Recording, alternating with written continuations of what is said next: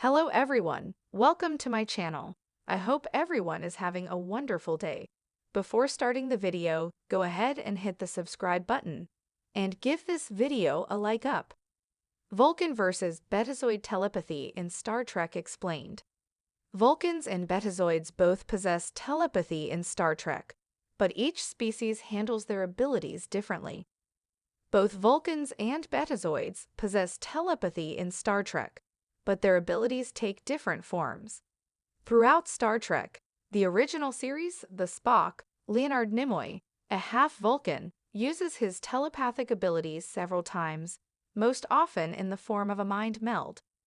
Counselor Dina Troa, Marina Sirtis, is also half-Betazoid on Star Trek, The Next Generation, but she can still sense the emotions and thoughts of those around her. Troa's ability comes in useful on the U.S. Enterprise D, as she can often tell when a potential enemy is hiding something. In Star Trek, Lower Deck Season 4, Episode 5, Empathological Fallacies, 3 Betazoid ambassadors visit the U.S. Cerritos. When the crew begins experiencing uncharacteristic outbursts of emotions, Captain Carol Freeman, Don Lewis, initially assumes the Betazoids must be the cause. As Betazoids approach middle age, they can contract a virus known as xanthi fever, which causes them to project their emotions onto others. Eventually, Lieutenant T'Lyn, Gabrielle Ruiz, realizes that she has come down with the Vulcan condition known as Bendy syndrome, which causes her to project her emotions and heighten the feelings of those around her. How Vulcan telepathy works versus Betazoid telepathy in Star Trek. Vulcans are naturally touch telepaths, meaning they have to physically touch someone to read or influence their thoughts, such as when performing a mind meld.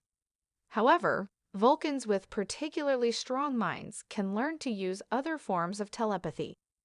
On the U.S. Enterprise of Captain James T. Kirk, William Shatner, Spock uses his telepathic abilities to communicate with alien life forms that would not otherwise be able to communicate with humans.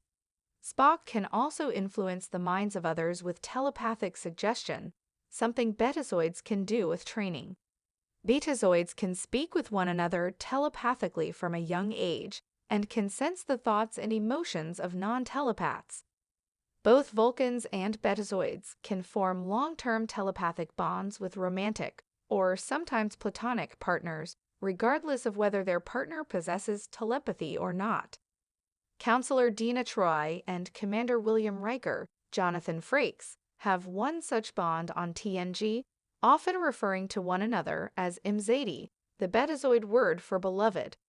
Spock's parents, Sarek, Mark Lenard, and Amanda, Jane Wyatt, also appear to have a telepathic bond, as they often communicate without speaking. Which Star Trek telepaths are more powerful, Vulcans or Betazoids? While Betazoids may use telepathy more often for simple things like communication, the Vulcans have more powerful telepathic abilities. Telepathy may also come more naturally to Betazoids, but Vulcans can become incredibly powerful telepaths by training their minds. Vulcans can also be determined and even stubborn, which can lead to powerful outbursts of emotion. When Sarek contracts Bendy syndrome in TNG, for example, the projection of his emotions affects the entire ship. While it's likely that not all Vulcans are stronger telepaths than Betazoids, Star Trek's best Vulcans could become much more powerful telepaths than any Betazoid. Thanks for watching.